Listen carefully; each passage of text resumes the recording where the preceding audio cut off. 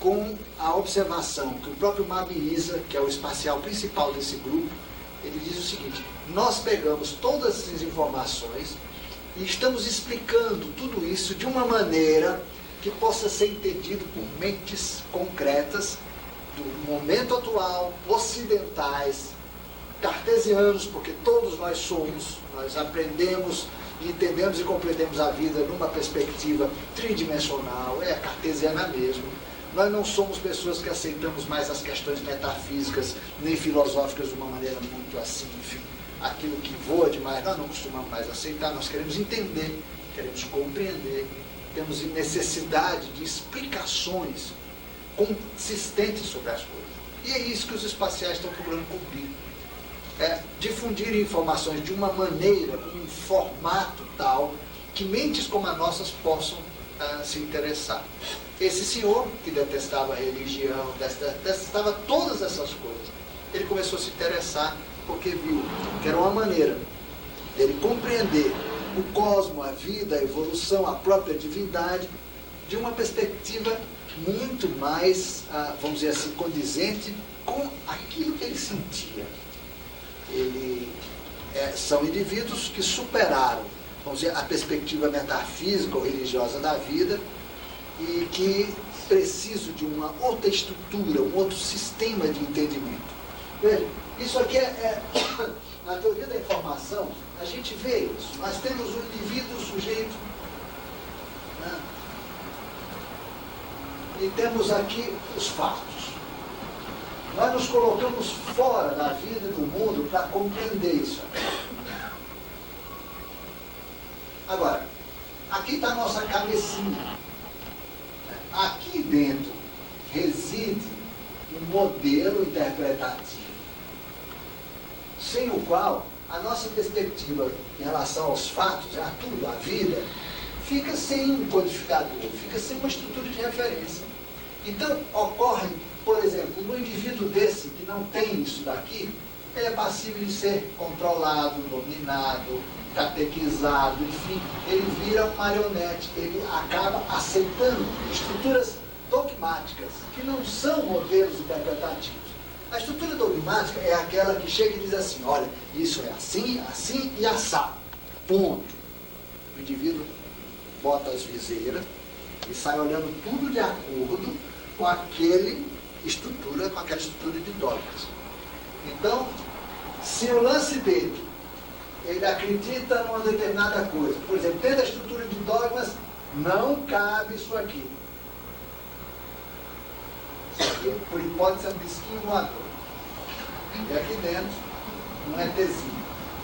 Se na estrutura de crença dele, isso aqui é impossível, isso, na realidade, não existe. Aí é mentira, aí entra para o lado, aqui, porque ele tem um capítulo aqui, que é uma caixinha chamada lixeira, onde tudo que ele tem medo que seja verdade, ele joga, mas que ele não pode acreditar. Então ele joga ali dentro, disco voador. A imprensa diz que alguém viu. Mas a estrutura de crença dele fala, isso não existe, ele pega o quarto disco voador lá dentro. Tem gente que está com essa caixinha, que não aguenta mais de coisa, e não sabe o que fazer com elas. Você imagina um grupo de pessoas que tem uma religião que aceita esse fenômeno aqui como obra do demônio. Está na caixinha. Essas religiões, inclusive, fazem mais propaganda do dito cujo do que do outro. Né? Veja que situação complicada. Esses indivíduos vão ficando completamente enlouquecidos por conta da monte de coisa que ele tem aqui. Ou seja, são fatos. O indivíduo, como ser, sabe que é um fato, mas ele não sabe enquadrar. Alguém pode, por exemplo, acreditar muito em pretos velhos, na Umbanda, como um indivíduo de etnia negra, velho, sábio, dentro da Umbanda. Né? Essa é a estrutura de crença dele. Se ele não tem um modelo interpretativo mais amplo, preto velho para ele é isso aqui. Se ele tem uma estrutura mais ampla de entendimento, ele vai ver que o preto velho dele nem sempre é preto e muito menos velho. Que na verdade isso aqui é uma linguagem de comunicação, para que a gente possa se relacionar através da estrutura de crença com um fato que são inteligências de outros sistemas de realidade que se comunicam conosco. Veja, o que eu quero dizer com isso? De que todo esse trabalho que os espaciais têm feito através de canais no mundo inteiro tem uma finalidade, basicamente: plantar dentro da consciência humana concreta, portanto, os sistemas de inteligência nosso, a nossa cultura, sistemas de conhecimento ou modelos de interpretação de realidade que nos permitem explicar fatos que de outra forma não cabem. Nós estamos, por exemplo, hoje, como tema eleito aqui, uma história da Terra e da formação da Terra que vocês não vão encontrar na universidade. E que, se fosse verdade para os cientistas, seria enlouquecedor. No entanto, existe um conjunto de fatos, como, por exemplo, só para efeito de exemplo, vamos colocar aqui dentro as pirâmides do Egito. As últimas investigações sobre pirâmides do Egito, elas não estão cabendo nem mesmo dentro da história oficial que se tem sobre a civilização do Antigo Egito. Quer dizer, nem os estudiosos da ciência já acreditam nas próprias ideias dele. Ou seja, a caixinha de lixo da ciência também está cheia. Pegue outra coisa aqui. Crânios de cristal. Né? Olha lá, os crânios de cristal. Novas descobertas agora recentes, saiu um novo livro sobre crânios de cristal.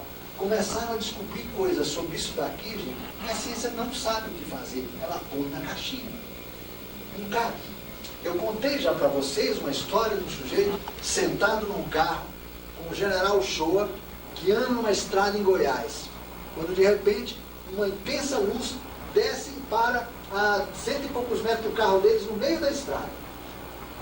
Menos, era próximo. E o general, que era uma coisa que estava ali na frente do carro, parado. O sujeito que estava guiando ficou endurecido na direção. Virou para o general e disse: general, pelo amor de Deus, diga quando esse negócio for embora, porque isso não existe. O que ele estava querendo dizer? Minha caixinha está lotada. Se começam a acontecer mais coisas, eu vou explodir. Então eu prefiro não acreditar que isso exista. Isso é assim. Nós todos, gente, somos profundamente marcados por isso aqui. Porque, queiram ou não, senhores, as religiões, particularmente no caso brasileiro, o catolicismo, todas as tradições católicas, nos colocaram um universo fantástico, não de modelos de interpretação de realidade, mas de verdades pré-estabelecidas, dogmas. O que nos complica a visão de realidade. Quando alguém tomou emprestada a luneta do Galileu lá e olhou, sabe o que disseram? Que dentro daquele tubo tinha um demônio. Porque as pessoas viam a aproximação das imagens. O que o demônio tem a ver com o problema óptico? Absolutamente nada, mas nós atribuímos essa história de dizer que é o demônio, ou que é mentira, que é isso, é a caixinha. É onde a gente joga aquilo em que a gente, não é que a gente não acredite, a gente não pode acreditar. Porque a nossa estrutura de verdade não permite. O que os ETs então estão fazendo? E diz o seguinte: olha, gente, substituam isso daqui por um modelo de interpretação. Por isso eles dizem: quanto menos verdades vocês deixam cristalizar, mais vocês aprendem sobre a realidade como ela é mesmo. Porque isso daqui nos deforma, é uma ótica deformada dos fatos. Nós vamos contar hoje, de uma maneira diferente de como vimos fazendo antes, a questão da Terra e da formação da humanidade.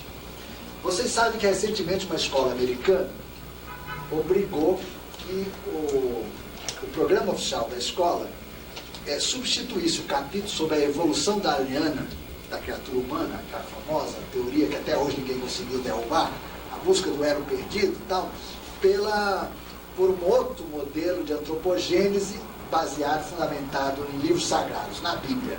Né? Então, voltou a ideia do Adão e Eva, há 8.000 anos atrás. Começou a dar uma confusão incrível, porque quando os meninos iam para a aula de geografia, tem fatos relativos à criação do mundo e das espécies, e não sei o que, com muitos milhões de anos. E a coisa não está funcionando, vai dar uma guerra total, mas as crianças lá estão aprendendo de que o homem, Deus criou o homem, criou a mulher, tudo exatamente de acordo com uma interpretação bastante dogmática de um livro sagrado chamado Bíblia. Bom, e claro, nós temos no mundo mais de 6.000 livros sagrados. Todos são sagrados, né? E nós sabemos que agora, recentemente, têm sido feitos trabalhos extraordinários no campo da arqueologia, vamos dizer, metafísica, tem se descoberto coisas importantes, e uma das grandes e melhores descobertas da atualidade, ainda não amplamente divulgada, são chamados Evangelhos de Madalena, que desmontam tudo aquilo que, enfim, foi discutido e apresentado como os principais diálogos de Jesus com os apóstolos. Jesus conversava mais com Madalena do que com os apóstolos. Isso gerava uma ciumeira infernal. E a humanidade vai ter que saber da relação de Jesus com Madalena, e que ela absolutamente não era prostituta, muito pelo contrário, era uma sacerdotisa que ainda preservava naquela região do mundo tradições espirituais muito evoluídas, aonde, por exemplo, a sexualidade era caminho para a divindade. Daí o apelido. Era a alma gêmea. Era a alma gêmea dele. Eles eram a mesma pessoa. Vocês imaginam que confusão. Não eram nem 12 apóstolos, eram muito mais. Maria teve outros filhos com José. Quando José casa com Maria, ela já estava grávida de um fenômeno que foi um fenômeno de contato. Porque a inseminação de Maria foi através de uma nave. Ora, isso é muito difícil para nós hoje, para muita gente não é, mas para certas pessoas é o suficiente para a pessoa se levantar e sair de uma sala. Agora, por que a gente pode tratar esse assunto com uma certa abertura? Porque os senhores circulam no meio espiritual distinto do meio, por exemplo, carismático, né? E de outras tradições. Eu não quero falar especificamente sobre religião alguma.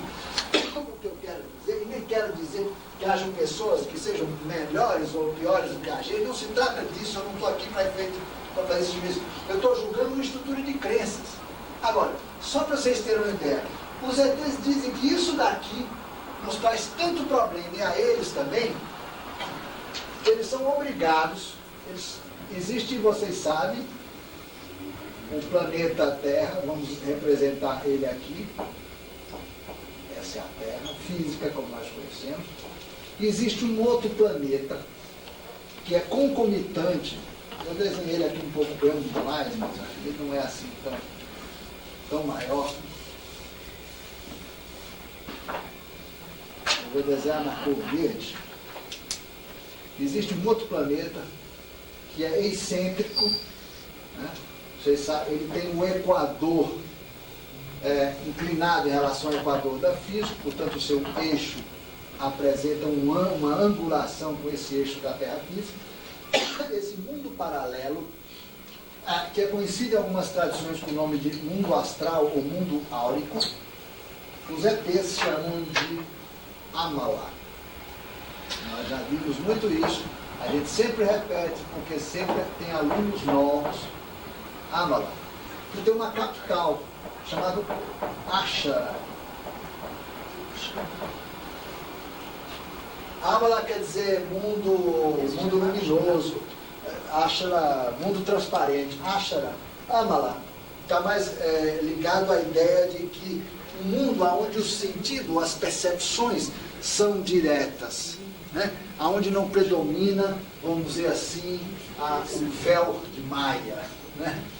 Pois bem, esse mundo que é levemente maior do que a Terra física, ele é parte da natureza da própria Terra. É um mundo paralelo, é um mundo hiperfísico, também chamado por algumas tradições, etc. e tal. Esse mundo, ele tem uma grande faixa vibratória. Uma dessas subfaixas, que também apresenta divisões internas, foi inteiramente destacada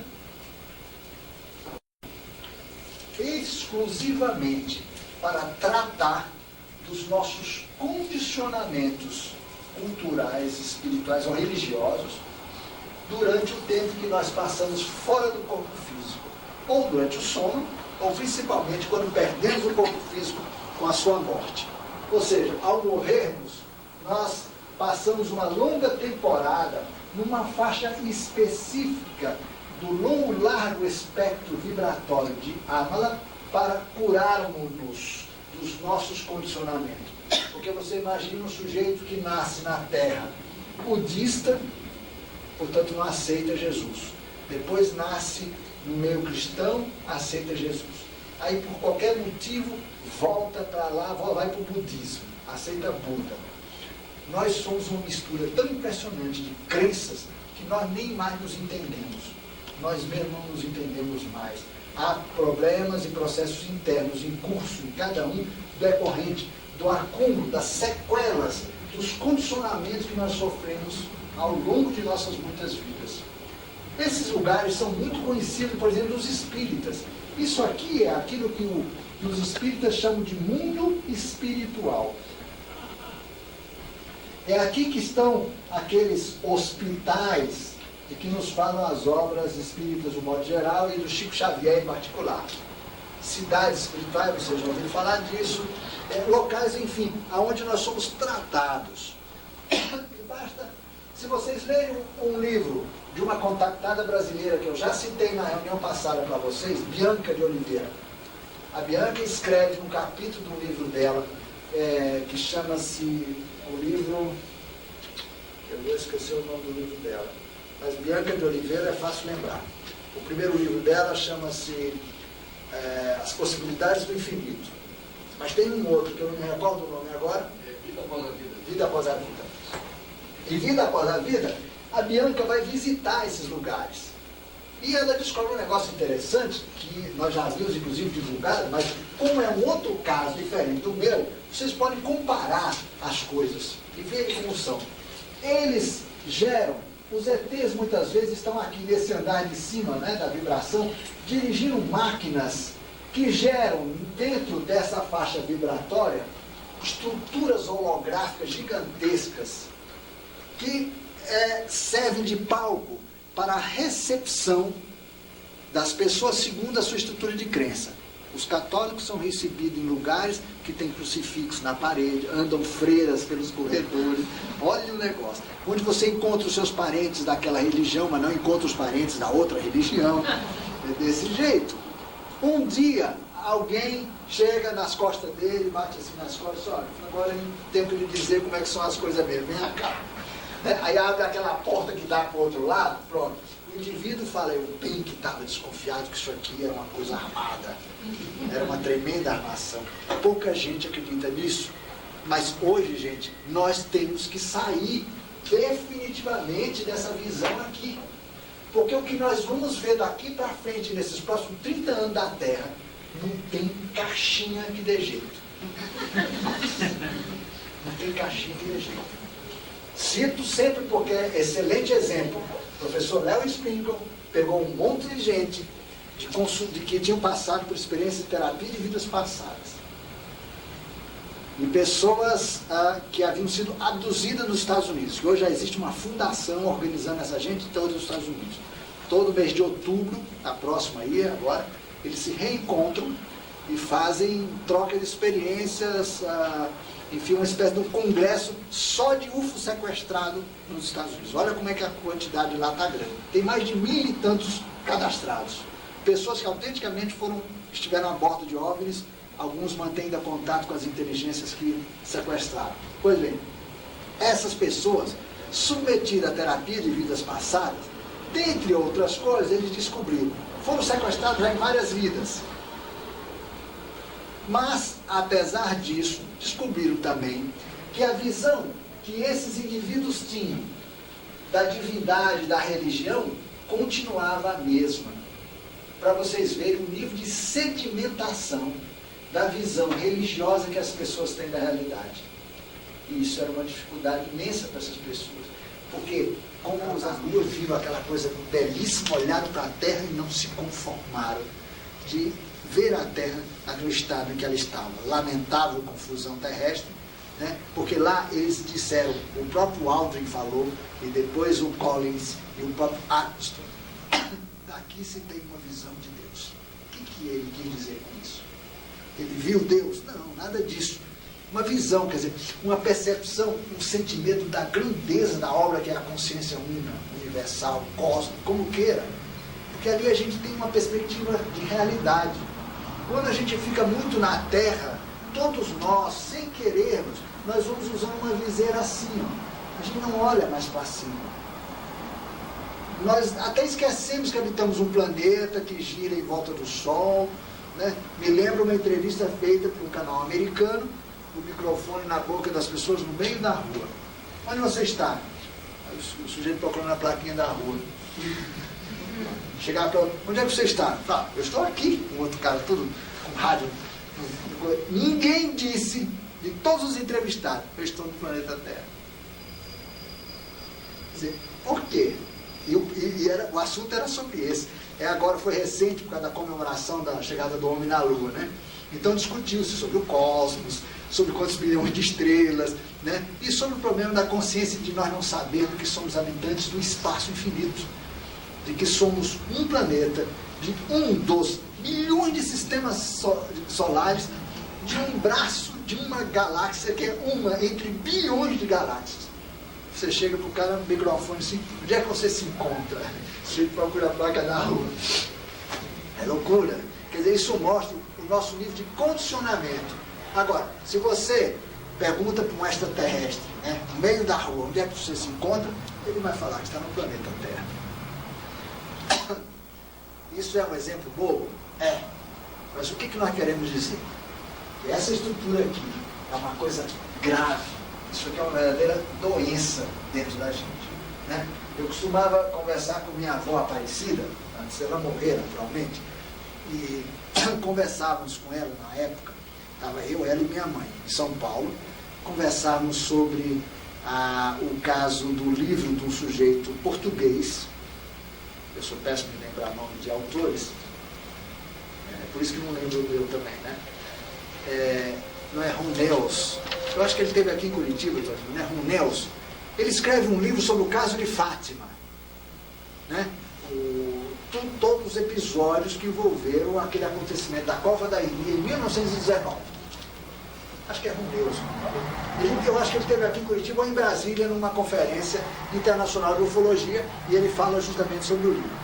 Ele é o famoso cara que divulgou que as crianças não tinham dito ter visto Maria, mas um ser, uma criatura de aspecto feminino, que vestia uma roupa colante. Nossa Senhora de Calças Compridas era um problema, mas ela usava uma roupa colante, era muito bela, envolta com um pequeno manto de luz. Elas não falaram que ela estava com um manto. A expressão das crianças é, ela estava envolta numa luz com um manto de luz.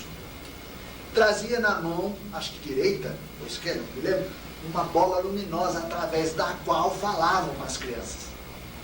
Gente, há vários casos de contato com extraterrestre em que eles têm uma máquina na mão, circular, esférica, e que a voz parece vir dali. Foi uma máquina de tradução. Ela vestia uma roupa adesiva, prata. E ele conta que o artista que foi obrigado a fazer a estátua, a imagem de Maria, chegaram para ele e encomendaram a Maria. Ele fala, mas o que as crianças viram? Não importa. Faça. Isso está no livro dele, né? O sujeito que fez a Maria, que se tornou clássica na iconografia cristã, relativa à aparição de Fátima, na Cova da Iria, nunca viu a descrição que as próprias crianças fizeram. Vocês verem que loucura. E tem mais, ele descobriu, e faz parte do livro dele, de que aquelas aparições se deram em vários países. Conforme o local, era aceito de uma maneira. Na Cova da Iria, foi Maria. Em outros lugares, na França e mesmo em Portugal, foram seres que vêm das estrelas. No outro local, era encontro com o demônio das profundezas. Cada lugar recepcionou as imagens de uma maneira. Isto é, segundo a sua estrutura de crença. E recentemente um padre botou a boca no trombone, começou a dizer que foi uma grande invenção a aparição de Fátima, porque a igreja estava precisando de propaganda e não sei o que. Não sei o que fizeram com o padre. E não acredito que ele esteja totalmente verdadeiro na afirmativa dele. Porque as aparições marianas têm ocorrido no mundo inteiro. Se vocês viram aqui em Curitiba a palestra do Bon Giovanni, aquele italiano que tem as chagas, ele mostra a perfeita correlação entre a fenomenologia mariana e a fenomenologia UFO, mostrando como essas coisas estão associadas. No próprio Ceará, lá perto de Baturité, aconteceram visões, essa coisa toda, e foram documentados OVNIs a grande altitude sobre aquela massa de gente querendo ver Nossa Senhora, né? E vocês veem o que é uma estrutura de crença. Vou dar um outro pequeno exemplo, já que eu falei no Bon Giovanni. O Bon Giovanni, aqui em Curitiba, também explicou num congresso por que as chagas de todos os estigmatizados ao longo da história da humanidade apareceu com um buraco na mão se Jesus foi perfurado no pulso.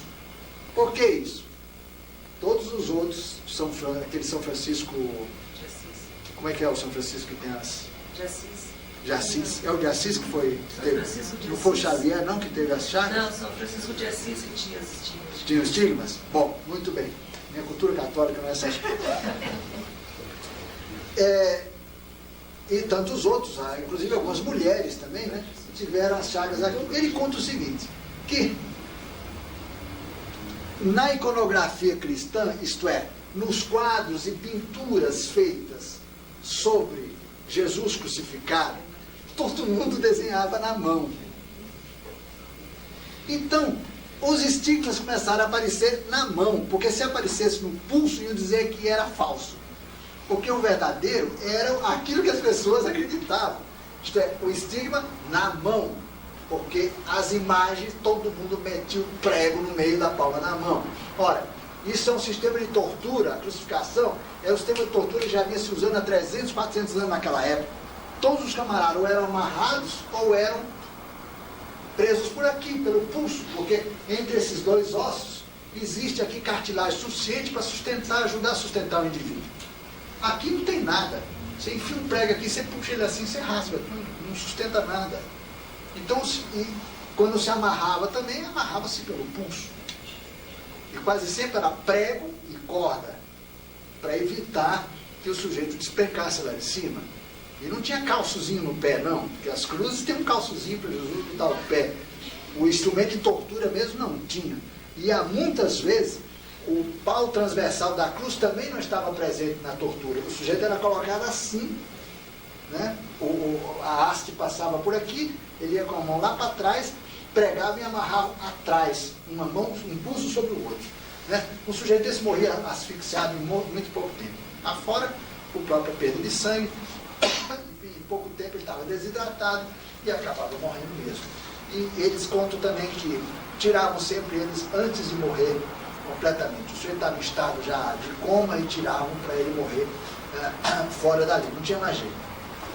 Mas esses pequenos acontecimentos mostram que nós costumamos muito mais acreditar naquilo que a gente vê do que em qualquer outra coisa.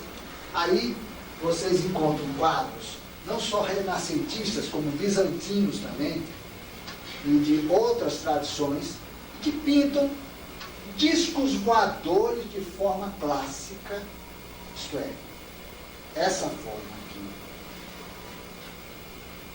em quadros dos anos 900 e pouco, depois 1100 e pouco, área medieval, tempo medieval todo, 1300, 1400, 1500, 1600, quadros que foram embarcados e vieram para o Brasil, depois foram embora, depois com o fim do reinado aqui na Terra, aqui nessa terra de Santa Cruz, em que apareciam os personagens religiosos, como Maria, por exemplo, e no céu, discos voadores.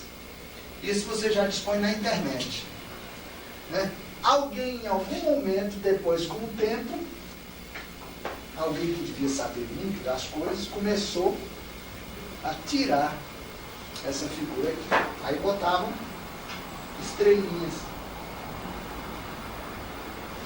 A mesma coisa fizeram com o Espírito Santo, que era representado por uma mulher. discutiram tanto se essa mulher devia ter não seios e quadris largos, bocas carnudas ou não, que chega de mulher, botaram uma pomba. Isso aconteceu em 1300 e qualquer coisa. A igreja passou mais de 20 anos para definir como é que devia ser Maria, se ela tinha que ter ou não seios. Essa discussão eterna, né? Dentro de um sistema patriarcal, que fizeram o que fizeram com a mulher, o que se podia esperar? Tinham que desenhar uma mulher absoluta e radicalmente insossa, né? Por que não botavam um homem logo, né? Para resolver esse drama da consciência cristã em relação ao problema da mulher, né?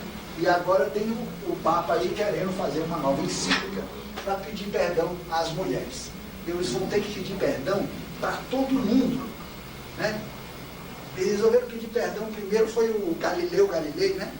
O Leonardo da Vinci, não sei se também já foi perdoado, Copérnico. Eles tinham que pedir perdão para todo mundo de quem eles ouviram confissão.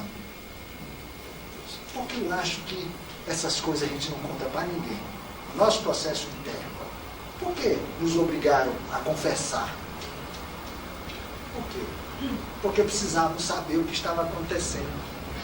Exatamente, era uma estrutura de controle. E nós passamos a acreditar tanto nisso, que quando a gente fazia uma coisa que eles diziam que era bobagem, a gente já estava pensando na confissão, inventando um jeito de dizer o que estava aprontando.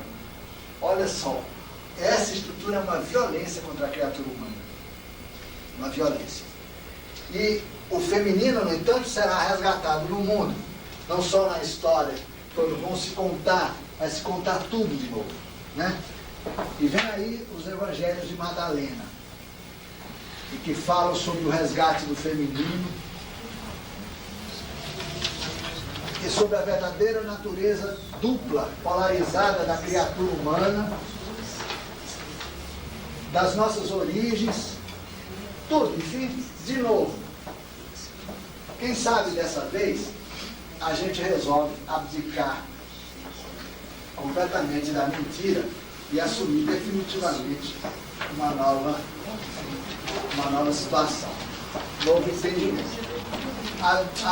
Os espaciais, portanto, nesse esforço que é planetário, procuram atender a todos os sistemas étnico-culturais estabelecidos no mundo, para que todo mundo substitua sua estrutura de crença por um modelo de entendimento da realidade, né? Por isso, eles divulgam o que a gente chama de teoria ionádica, aquilo que a gente aprendeu na aula passada, sobre os ionas, como realidade única, a partir do qual toda a estrutura cósmica se desenvolve. Claro que a abordagem que a gente fez na aula passada, gente, não é uma abordagem profunda, mas eles falaram, inclusive, que no dia que nós tivermos computadores de grande porte mesmo, nós vamos até saber por que nós temos 5 dedos estudando sistemas de desdobramento ionático da mônada. Portanto, todo o nosso código genético tem uma origem muito mais remota e profunda do que a gente pode supor. Existe uma lei que organiza a realidade.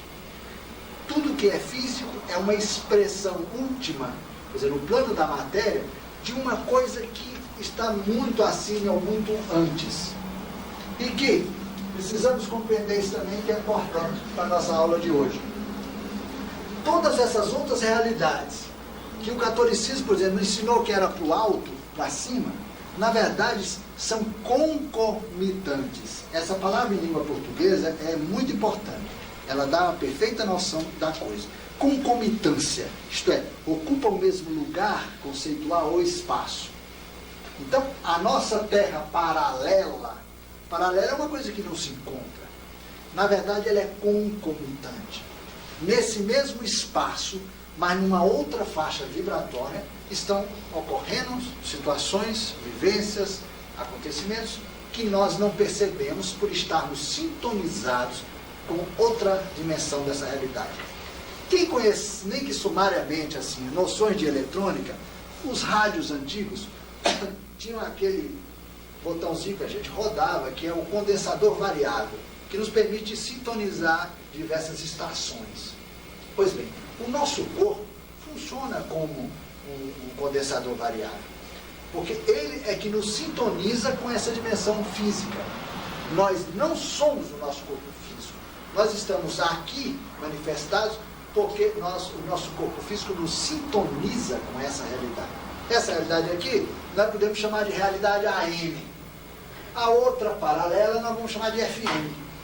Como nesse lugar aqui tem uma grande quantidade de sinais de rádio, só de celular, você imagina quanto que existe sinal. De televisão, de rádios, nas faixas de AM e FM, e outros níveis de ondas de rádio, de energia, que inclusive provindas do espaço. Tudo isso bombardeia esse ambiente aqui simultaneamente. Essa própria máquina, pelo fato de ela ter um motor elétrico funcionando, ela emite sinais de rádio. Existe emissão de energia também, aqui não só na faixa luminosa, mas outros espectros também, a luz em radio, a luz fluorescente, que está piscando aqui a 60 piscadas por segundo. A gente nem vê ela apagar, porque o olho não consegue ver. Mas ela apaga e acende 60 vezes num segundo. Ela também emite uma série de ondas. Tudo isso é o nosso ambiente aqui. Nós fizemos mergulhado em estruturas de campos de força. E nós temos, cada um de nós, o nosso campo de força. O nosso cinturão de Van Halen. Quer dizer, nós temos fluxos de energia que saem da nossa área abdominal, dos nossos chakras, que formam estruturas externas e estruturas internas. Isso tudo está aqui coabitando, interagindo, porque estamos todos sentados juntos. Criamos, em decorrência disso, um campo maior. Campo esse, por ser harmônico, ele emite luz. Em que nível? Nas outras faixas vibratórias, atraindo inteligências que estão vivendo naquele outro nível. Compreende como se forma o campo de proteção da nossa atividade aqui, permitindo com que entidades e outras inteligências se aproximem exatamente dessa maneira. Uma pessoa sentada, junta-se com outra pessoa, forma-se o tal do auditório. Né? Cada pessoa tem seu campo. E que se soma. Nós formamos uma espécie de uma nuvem. Se esse campo formado das pessoas há uma vibração harmônica, isso se ilumina. Se isso aqui se ilumina, isso tem uma faixa, um espectro específico, dentro de uma oitava qualquer. Vai dentro desde o infravermelho até o ultravioleta. Isso aqui, gente, atrai entidades que nós vamos representar assim.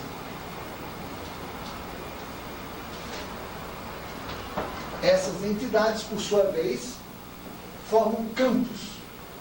Então nós podemos representar assim, cortado, só para entendimento, um campo de energia e, eventualmente, cúpulas energéticas, não só na parte de cima também, como sistemas que nos conectam a realidades profundas, abissais.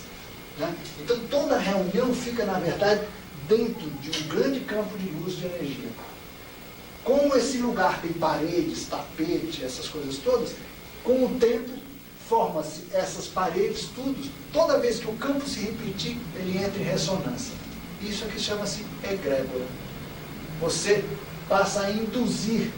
Né? Toda vez que um grupo começa a se reunir naquela energia, imediatamente esses campos harmônicos se formam, as entidades chegam, aquilo está agendado. Vocês não sabem que os espíritas se reúnem sempre no mesmo dia, na mesma hora? Com que finalidade? Justamente fazer com que, porque a periodicidade, a regularidade de reuniões de consciência, elas naturalmente organizam esses campos, que facilitam a atividade dessas entidades comunicadoras e protetoras que estão vinculadas a uma determinada tarefa. Tarefa que decorre do fato da Terra física e da outra Terra manterem entre si uma estreita relação. Essas duas terras comunicam-se, trocam experiências diversas entre duas humanidades, a humanidade física e a humanidade não física ou hiperfísica, que os ETs chamam de humanidade elaiana. Os elaianos são, portanto, os habitantes dessa terra paralela, ou dessa terra concomitante, de Amala, cuja capital é Ashara. Repetindo os nomes para que as pessoas guardem. Nesse campo paralelo, gente, os espaciais trabalham como se fossem entidades. Da mesma forma, embora os ETs sejam físicos como nós somos físicos, habitam planetas físicos como o nosso planeta é físico, viajam no espaço com naves físicas, com seus corpos físicos, eles são seres que operam as suas dimensões superiores com muita facilidade. Eles se ausentam do corpo físico, deixam o corpo físico guardado e atuam como se fossem entidades. Porque nós usamos o termo entidade para representar a criatura humana sem o corpo físico, ocasionalmente, ou criaturas humanas que nunca têm corpo físico. O mesmo citado no livro da Bianca, que desculpe, você lembrou e eu escrevi. A vida após a vida, ela fala de toda uma humanidade que nunca desce na matéria. São chamados elaianos. Vivem nessa terra paralela, ou seja, nessa terra concomitante. Então nós aqui, sentados nesse auditório, podemos eventualmente estar dentro de uma montanha, podemos estar sendo atravessados por um rio, podemos, enfim, de repente tem um outro auditório, só que o palestrante está falando lá e todo mundo virado daqui para lá e vocês virados daqui para cá. Não sabemos o que está acontecendo, mas na paralela alguma coisa está acontecendo. Podem ter certeza. Isso aqui é concomitantemente um lugar de múltiplas frequências vibratórias. E elas não se misturam.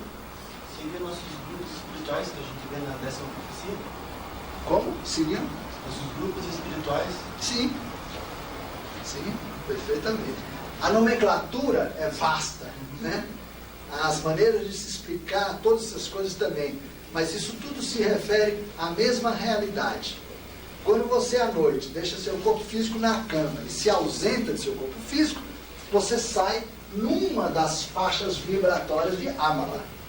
Tem a faixa dos dorminhocos. Existe uma faixa vibratória específica onde circulam apenas as pessoas que ainda não têm muita noção de que estão fora de seus corpos. Ali ela fica à toa, não participa de nada. Agora, as pessoas mais conscientes, que estão com nível de toxicidade também mais baixo, ou auxiliado por outras entidades ou por espaciais, frequentam lugares, vão à reunião, essas coisas todas, participam de palestras que acontecem do outro lado. Essas palestras aqui, elas são acessíveis de outro lado também. Sempre saibam, junto do público físico, e existem entidades também participando, né? Aprendendo da mesma forma. E eu só vou aproveitar para gravar um pequeno depoimento. Eu estive em Brasília recentemente com um grande amigo meu. Esse amigo, um sujeito que viajou o mundo inteiro. Ilha da Páscoa, Tiahuanaco, Egito, não sei quantas vezes, agora está nos Estados Unidos. Sempre lidando e trabalhando com esses temas, esses assuntos. Ele aprendeu, durante um bom tempo, ele participou do grupo da Bianca e aprendeu a técnica de sair conscientemente do corpo físico. Técnica essa que ele exerceu com muita propriedade durante um tempo, depois acabou abandonando por outros motivos que não vem ao caso. Ele, fora do corpo, encontrou com o pai dele, um homem austero, já falecido, e que era presbiteriano. Ao encontrar com esse pai, ele teve, parece que 2 ou 3 oportunidades, um diálogo extraordinário. Uma das coisas que o pai falou, esse foi o tempo que ele perdeu levando tão a sério os ensinamentos que ele tinha tido na igreja. E que ele passou anos e anos do outro lado para se descondicionar disso tudo e aprender as coisas como elas eram de fato. E ele dizia para o filho: mas poxa vida, você saindo do corpo, aprendeu essa técnica, por que você não veio me dizer aqui, ou por que naquela época você estudava já isso, quando eu estava vivo você não me dizia? O pai mesmo concluiu: realmente eu era muito cabeça dura, eu não ia escutar. E nós somos assim, nós enraizamos, né, na gente estruturas de conhecimento, de valores, de significados, e não queremos abrir mão. Quando eu estava contando sobre o meu diálogo com minha avó, e eu não dei prosseguimento à conversa, eu falei do livro do Ron Nelson. Eu comentava com ela esse livro. ela achava uma coisa extraordinária, aquela história de Nossa Senhora ser assim, ser assado. Ela ficava impressionada, de repente ela parava e falava, tá bom. Ah, mas eu acho até que isso tudo pode ser verdade, mas para mim, Nossa Senhora, aí tarará, não mudava nada, ia continuar do mesmo jeito. Não tem importância. Não tem importância. As pessoas podem perfeitamente continuar com seus modelitos, né?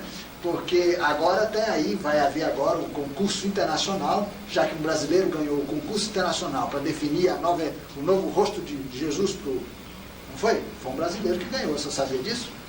Um brasileiro que ganhou. Ele que está definindo a nova aparência de Jesus, né, para o novo milênio. Agora vai ter a nova aparência de Maria, né? Os movimentos negros já estão se movimentando, porque é uma Maria branca, né? E parece que tem gente que não está gostando disso. Mas, meu Deus do céu, olha o que esse mundo, né? Agora, que cor? O problema da cor para a questão das vestes de Jesus não foi totalmente definido ainda. Porque se você junta o branco com o verde e com o vermelho, é de um país. Se você pinta a roupa de Jesus de verde, amarelo e azul, se você pinta de azul, vermelho e branco, é um problema. Você está definindo ideologicamente. Olha que loucura que nós chegamos. Eu acho que ele tinha que ter pregado Palmeiras, Botafogo, todos os times de futebol, porque é um problema. Como é que ele visitaria o Brasil se ele tivesse de branco e preto? O que os palmeirenses iam achar? Pelo Vasco, Corinthians, tudo bem, mas e o resto? Gente, isso é o mundo. Assim nós somos. Ninguém pode hoje saber onde eventualmente Jesus nasceu, porque o grupo étnico-cultural que ele se viu de base ia ser um problema complicado. Você imagine se alguém descobrisse quem eram os pais, os parentes, os primos ligados a um Jesus que teria nascido hoje, com a mídia que nós temos hoje. Naquele tempo, na Galiléia, deu o que deu. Você imagina se não ia ter emissora de televisão comprando os direitos de transmissão da imagem dele. Lógico, nós vivemos num mundo completamente enlouquecido, né? Isso faz parte da nossa realidade hoje. Mas o que eu quero dizer é que nós não precisamos destruir os modelitos, mas que nós temos que ter uma outra perspectiva, nós temos que ter. Porque senão, gente, a nossa caixinha vai explodir. A história que eu vou contar hoje para vocês é uma história esquisita para danar, mas é a verdadeira história da humanidade, contada pelos espaciais. Há algumas diferenças em outras versões, na versão de Urântia e de outros canais, mas poucas diferenças, né? Eu mesmo, ao longo do meu tempo de estudo disso, eu comecei a descobrir que são do meu próprio trabalho de duas maneiras. Eu vou depois dizer para vocês onde é que eu tenho pensado, repensado algumas coisas, né? Mas, em primeiro lugar, eu começaria dizendo o seguinte: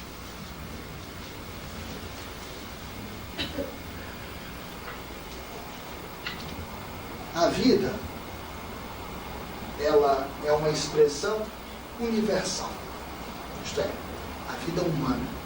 Nós, como somos aqui na Terra, nós existimos em qualquer lugar, não só desse, mas de outros infinitos universos. Bom, uma frase dessa numa universidade, mesmo que eu tivesse doutorado, eu estava fora da universidade, expulso, né, porque isso é uma heresia científica. A ciência acredita que o homem, ou a humanidade, é originária da Terra. E só para contar uma história que a gente não sabe se já gravou aqui ou não, a Igreja Católica tem um sujeito estudando a possibilidade da humanidade contactar outras inteligências. E a grande preocupação dele é o seguinte: se eles vão ter que catequizar esses extraterrestres. Na vez passada eu contei sobre isso, né? E ele voltou a fazer novas colocações agora, muito mais impressionantes do que vocês podem imaginar. Ele diz assim, de que o batismo é uma coisa universal, deverá ser indagado para esse povo se eles foram batizados. Gente, um negócio desse não dá para acreditar. Mas eles estão convencidos de que eles vão ter que batizar todos os ETs que chegam aqui, fazer a primeira comunhão. Imagina essas criaturas que viajam o cosmos e tendo que aprender quem é Deus. Deus é o Espírito perfeitíssimo, eterno, criador do céu e da terra. Eu me lembro disso, eu aprendi isso, né? Eu aprendi isso. Agora, se a igreja continuar pensando assim, sabe, ela chega numa hora, a caixinha dela vai para o espaço, porque as realidades são absurdas.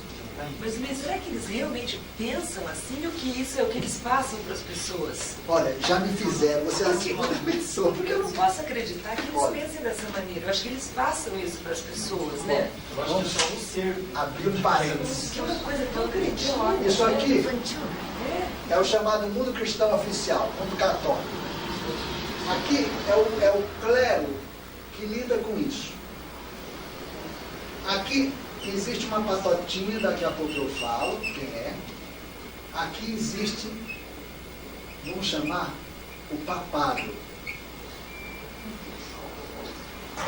Aqui atrás, eu vou desenhar uma coisa assim.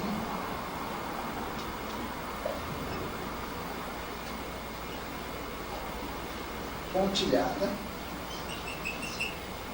com um túnel pontilhado. Também que não tem ninguém da igreja aqui.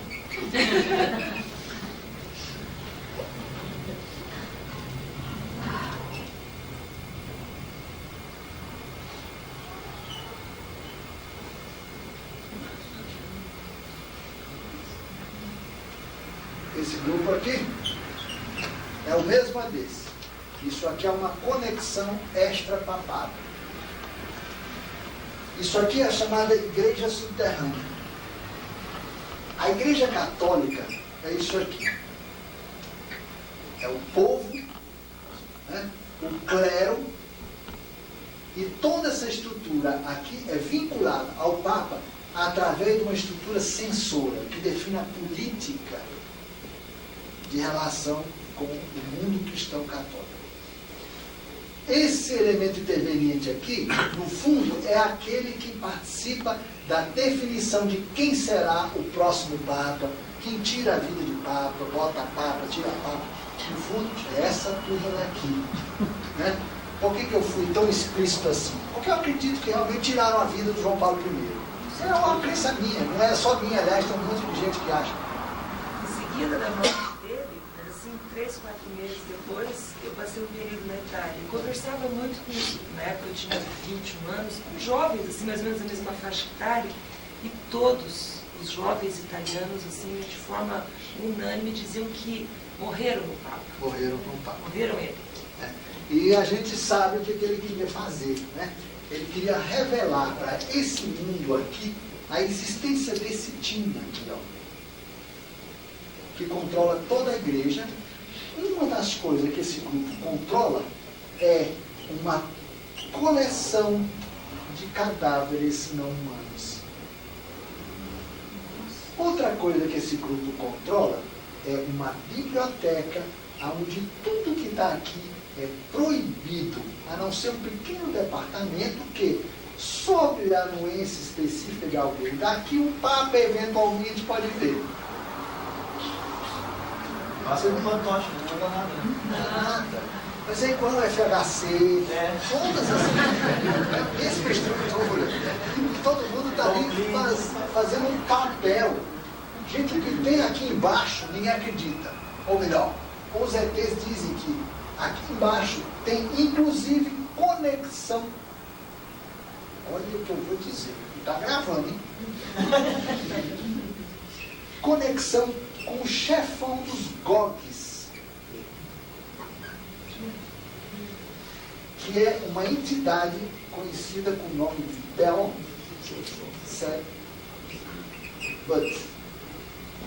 Grodounki. Quem é? Beuzebu.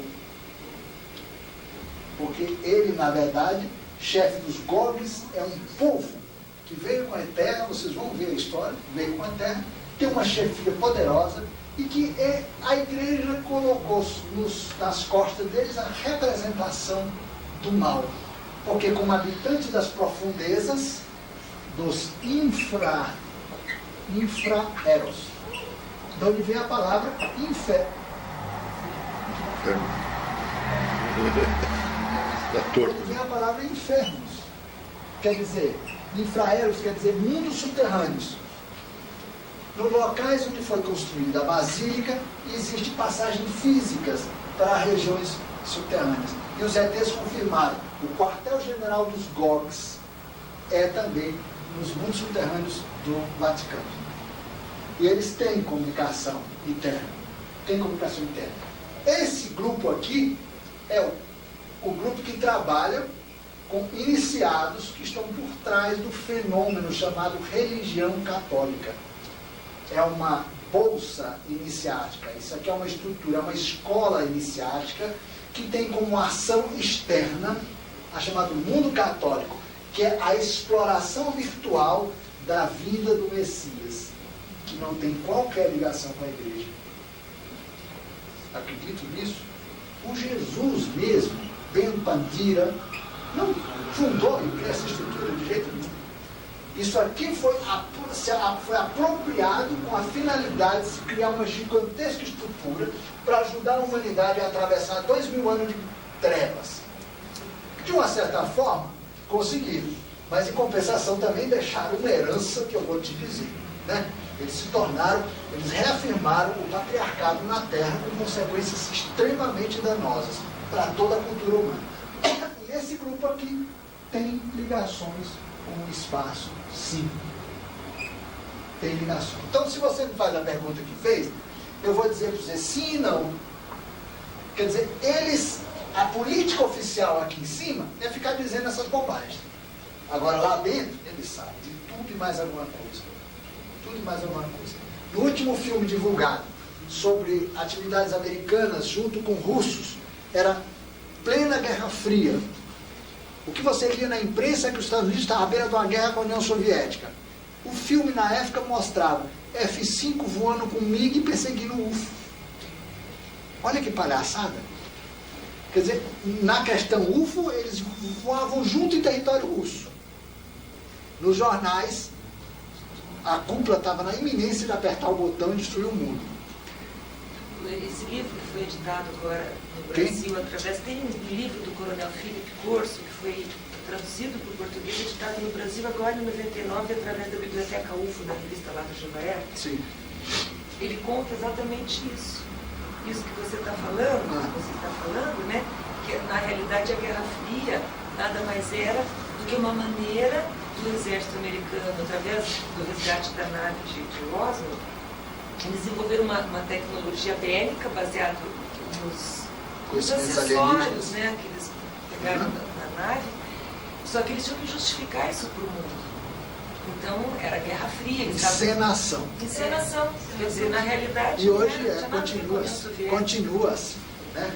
Acabou a Guerra Fria, eles estão inventando outras coisas. Aquele avião estranhíssimo, americano, sabe aquele avião que tem cara de morcego? Ele levanta voo dos sistemas convencionais, mas a partir de uma certa altura, ele começa a se utilizar de sistemas de de sustentação não terrestre. Já é tecnologia copiada das naves que os americanos pegaram. E não pegaram apenas Roswell, gente. Tem 30 e tantas naves, muitas das quais intactas, que os americanos já sabem como pilotar. Então eles já passeiam com essas naves por aí, alienígenas. Fora os carinhas que estão lá, em corpo e alma, né, vivos, trabalhando com eles. Portanto, a igreja que nós temos é essa daqui. A igreja, esse aqui é o trabalho social da igreja. Daqui é desconhecido. O mundo católico, no máximo, conhece a figura do Papa, que é a representação máxima disso. Ele tem uma função de poder no mundo temporal, no mundo católico, diante das outras nações. Já essa aqui é a igreja oculta, essa estrutura aqui que manipula o Papa e a relação dele com o mundo católico.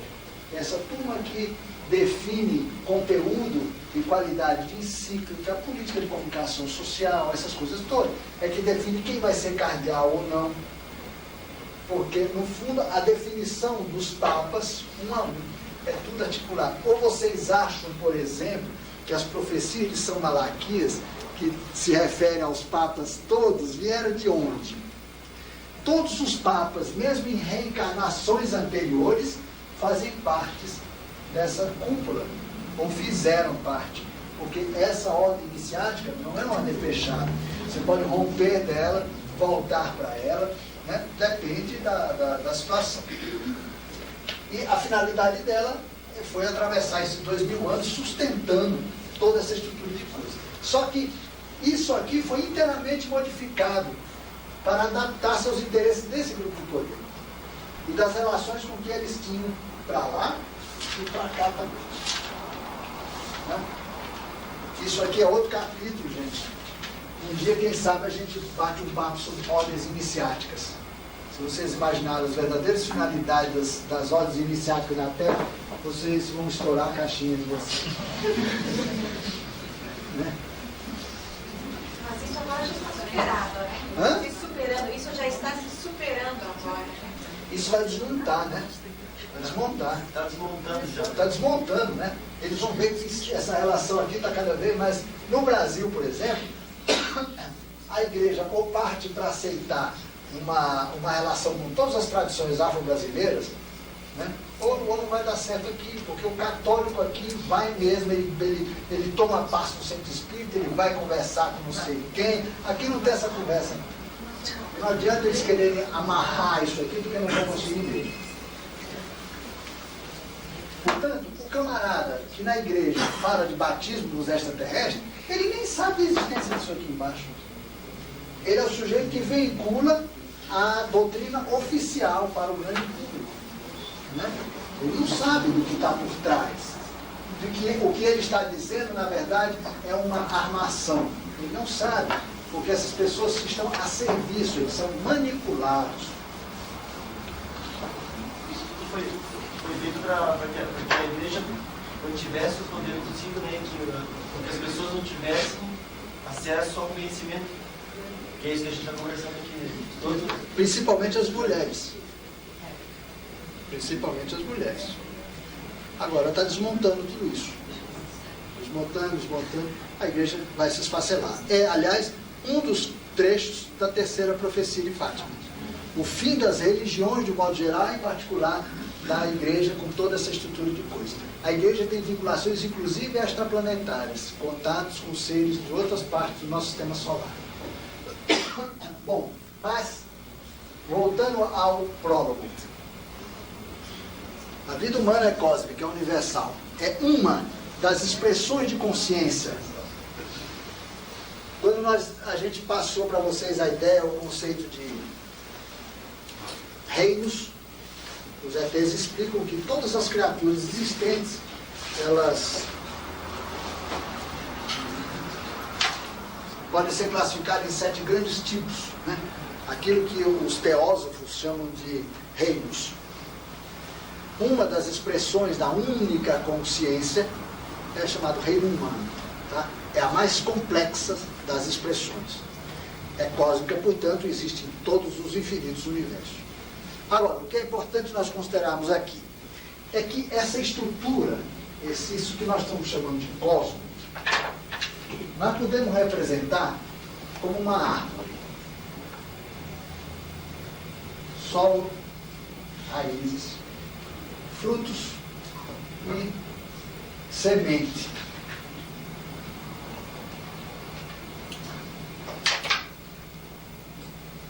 A semente está aqui. Ao ser replantada, ela dá origem a um outro universo, outra árvore, com raízes, sempre no mesmo solo. Que por sua vez também vai ter um fruto, que vai ter semente, que, etc.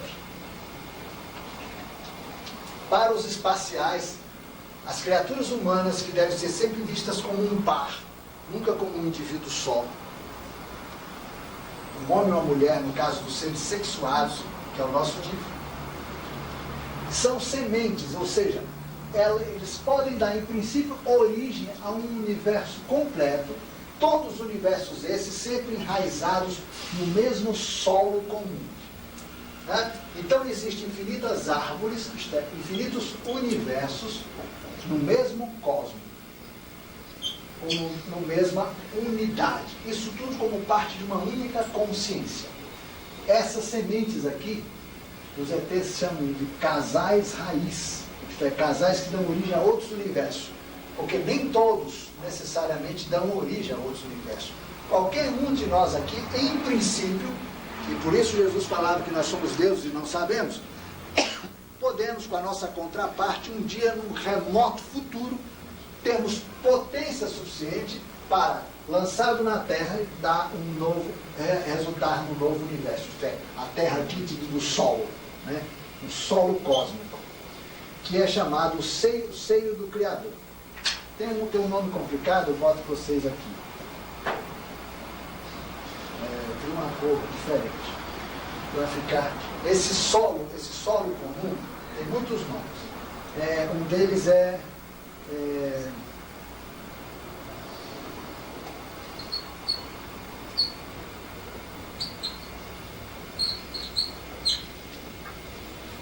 aqui é um A.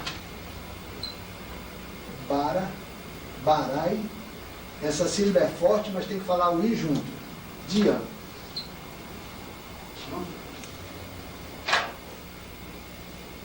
Isso aí quer dizer, a tradução mais simples significa ventre.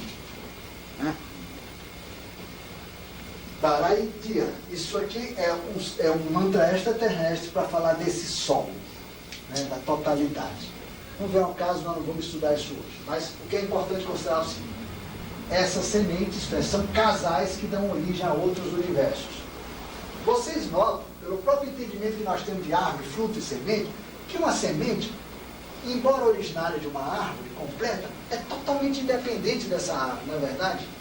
Tanto é que ela pode ser retirada dali, colocada em cima dessa mesa, guardada, ela dura muito tempo. Ela é uma coisa autônoma. Ela não depende dessa árvore aqui. Ela está num contexto muito maior, que é Barai e Dian.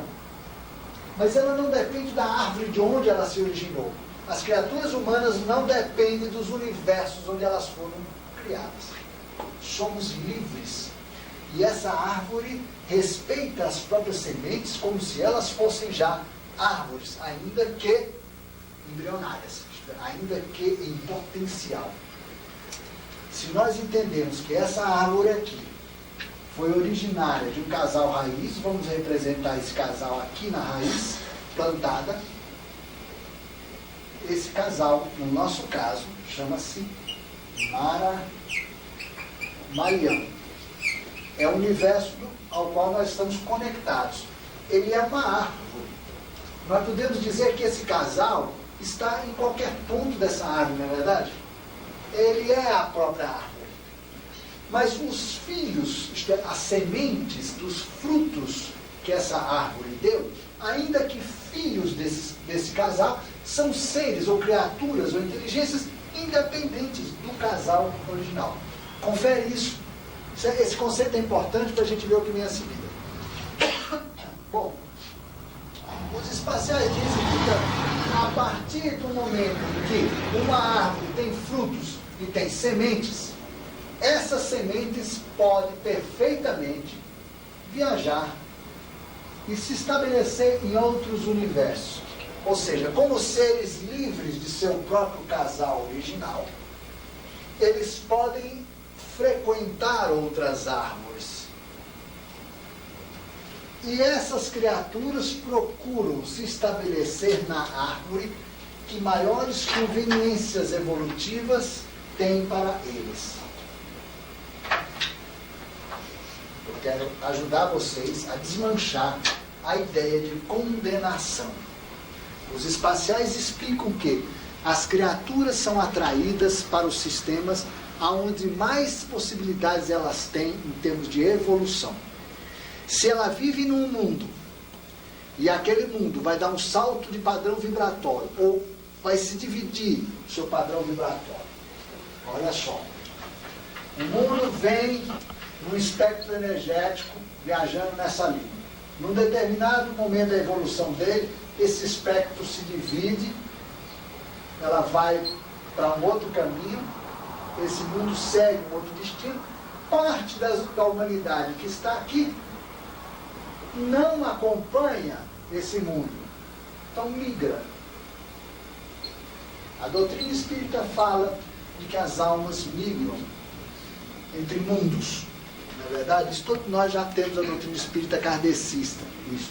Os ETs confirmam de que quando o mundo altera seu padrão vibratório, parte do povo que nele viviam, das almas que estavam atreladas a esse programa evolutivo, migram. A história... Isso vai acontecer quando passar o dado? É o que vai acontecer agora. Já está acontecendo. Os ETs dizem que muita gente já está deixando a Terra depois do desencarne. Está indo para outros mundos para repotencializar suas capacidades evolutivas. ET não fala em condenação, em céu e inferno. Aliás, foi outra nota que o Papa deu recentemente. Céu e inferno não são locais físicos. Gente, para a igreja dizer isso, antigamente pintavam o céu, pintavam o inferno. Aliás, o inferno era muito mais animado, né? O céu era uma monotonia. Ninguém conseguia desenhar um negócio mais interessante. Mas o inferno era animadíssimo, né? Pois bem, quando uma criatura que seja única no mundo,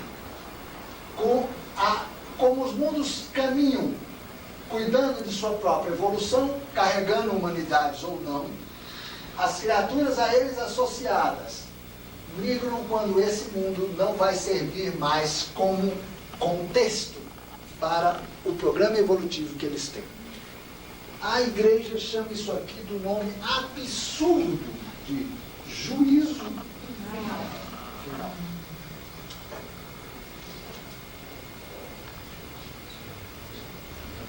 Ainda bota o medo, aquela frasezinha né, no fim, horrível. Ou seja, frequentemente as humanidades passam pela experiência de se dividirem, de se separarem.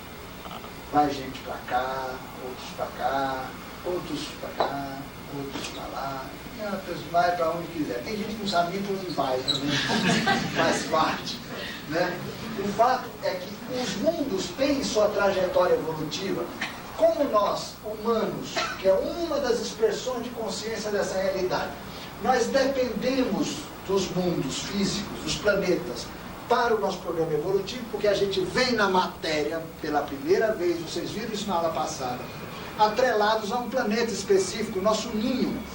Um dia a gente se livra desse ninho, mas nós precisamos das galáxias, dos sistemas solares, dos planetas do sistema solar, para nós nos manifestarmos fisicamente. Depois, uma vez manifestados, começamos a poder exercer essa capacidade de migrar. Então, a una consciência, a grande unidade, seja na totalidade, seja dentro de um universo específico, está dentro de uma árvore dessa, ela procura deslocar as suas criaturas de tal maneira a obter o arranjo energético evolucional mais equilibrado, harmônico, simples e tranquilo, o mais econômico possível. Cada um está no melhor lugar que está. Não há nenhum outro planeta desse universo onde nós estamos, chamado Narayana, mais adequado para o programa evolutivo que nossa divindade interna, nosso eu superior, nossa realidade última, definiu como melhor. Estamos aqui porque precisamos estar aqui. É o melhor lugar, é o lugar onde, com menos esforço, nós vamos crescer mais, pelo menor custo possível, com os melhores resultados. Qualquer outro mundo, nesse momento de nossas vidas, não seria tão interessante, evolutivamente, como é a Terra hoje, nesse momento. Portanto, gente, aqui começa a história da humanidade. Nós somos uma legião de gente vinda de muitos mundos. O que é característico na Terra é que nós somos uma rodoviária cósmica, ou seja, pegaram grupos remanescentes de muitos sistemas e juntaram aqui. E isso há muito tempo atrás.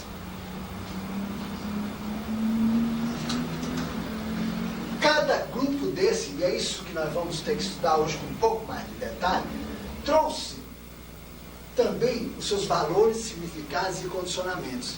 O que eu quero dizer, portanto, que aquilo que ocorre aqui na Terra, em termos de condicionamentos, os outros mundos também trazem. Nós temos, inclusive, condicionamentos de ordem cultural. Por exemplo, se vocês estão acostumados a viver numa cidade, onde vocês têm transporte silencioso com ar-condicionado, que as suas casas têm todo tipo de equipamento, de repente você vai viver lá em São José da Piporoca, lá no meio da Bahia, que vocês não têm nada disso, vocês entram em conflito com as estruturas de hábito e costume daquela gente. A adaptação é lenta e difícil. Você chega lá, ai, minha banheira de hidromassagem. Ninguém sabe nem o que é isso. Ai, meu creme não sei de quê. Ai, meu isso e meu aquilo. Meu barbeiro, os outros não reclamam. E olha, não tem nada disso. É outra realidade. Os mundos são muito distintos. Isso aqui aconteceu nas nossas vidas. Não há na Terra ninguém originário da própria Terra, porque a Terra, na sua origem, não deu origem a ninguém. Somos todos extraterrestres, né? Um livro que eu estou retomando agora, ele tem esse título, Somos Todos Extraterrestres. Eu só estou preocupado que parece que alguém escreveu um livro com o mesmo nome. Mas, em princípio, a ideia é perseguir esse nome. Somos todos extraterrestres. Não somos originários da Terra. A história da Terra é uma história muito interessante e que nos coloca problemas muito impressionantes. Problemas de difícil solução. Aqui, por outro lado, eles trazem uma riqueza extraordinária para a experiência que está aqui em curso.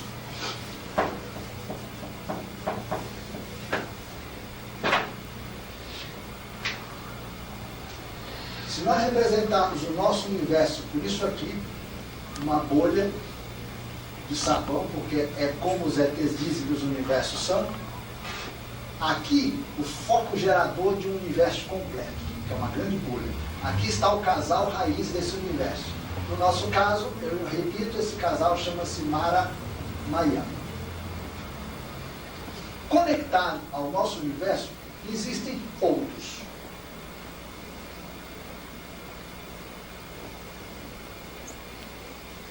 Então, assim, vamos representar um outro universo.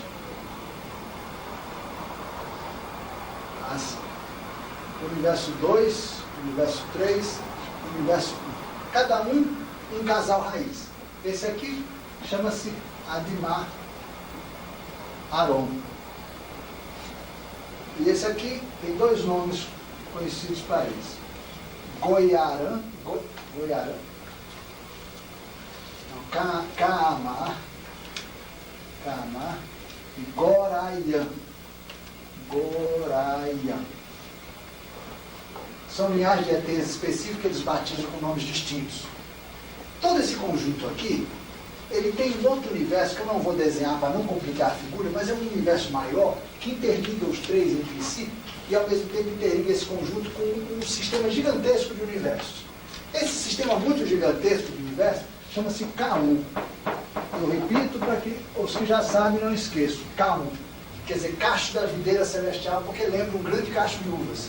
E esse outro universo conector, ele chama Aom Ki, que quer dizer universo ponte. Bom, mas o que é importante a gente começar a discutir aqui é o seguinte.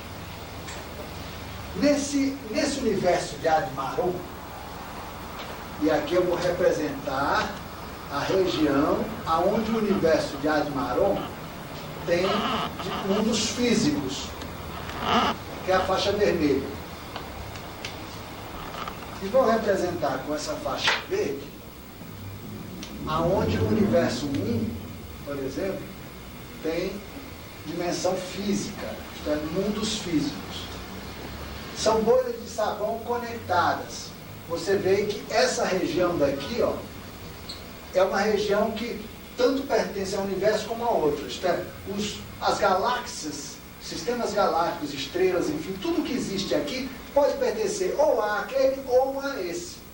Mas estão ocupando como que o mesmo espaço. Isso é uma condição que não é rara, pelo contrário, há grande número de universos conectados. E os universos não são todos eles físicos. Você vê que tem essa bacia, essa área lenticular do fundo das bolhas, é que são universos. Os cientistas começam a descobrir isso. Existe uma revista recentemente que publicou umas bolhas de sabão no ar, dizendo que cientistas desconfiam que os universos são como bolhas. Estão chegando, né? Porque os ETs dizem que são como bolhas de sabão, mas apenas uma parte da bolha. Essas bolhas aqui, no caso, conectadas, também com esse daqui.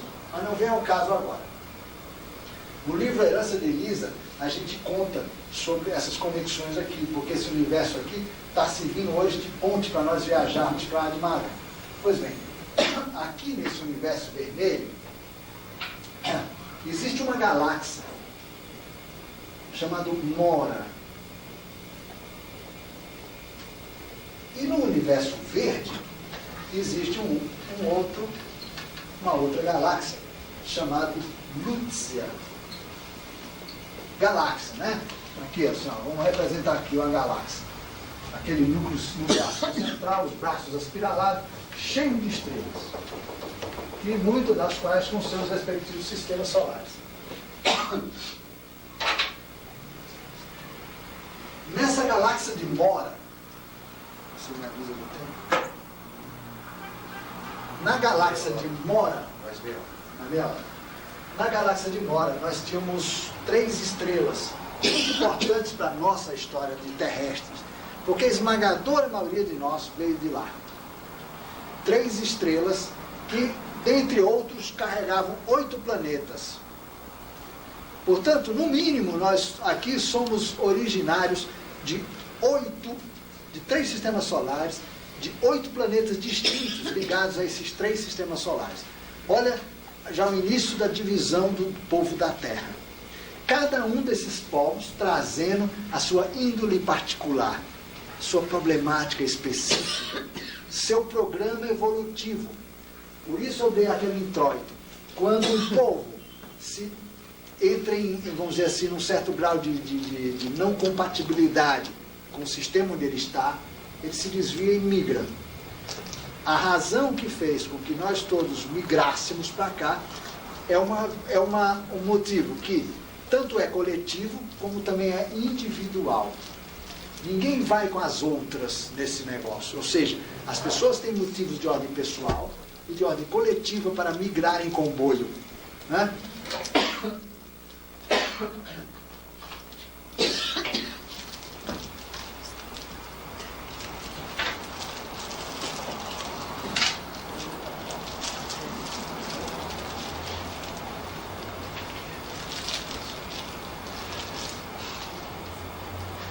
Os nossos astrônomos não conhecem a galáxia de Mora.